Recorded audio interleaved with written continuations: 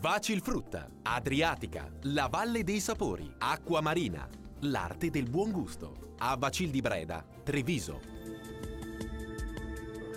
Bentrovati al meteo. Tempo ancora instabile sul nostro territorio. A dire il vero, tutto il weekend sarà caratterizzato dalla pioggia, ma vediamo intanto il dettaglio di sabato 7 settembre. Sul Veneto condizioni variabili, sin dal mattino avremo qualche temporale a carattere sparso alternato a pause maggiormente asciutte. Coinvolte dalla perturbazione saranno un po' tutte le province della nostra regione.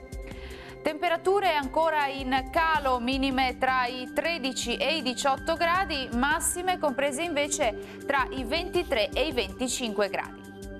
Ci spostiamo ora sul Friuli Venezia Giulia, dove avremo qualche schiarita in più al mattino. Col passare delle ore però tenderà a peggiorare con temporali via via più diffusi.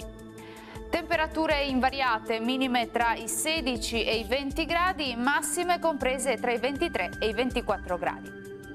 Uno sguardo infine al Trentino Alto Adige, dove la situazione sarà pressoché simile, il tempo sarà spiccatamente instabile con rovesci localmente anche forti.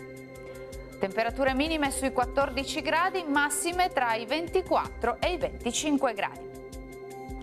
Bene, dal meteo di Antenna 3 per ora è tutto. Buon proseguimento in compagnia della nostra emittente. Arrivederci.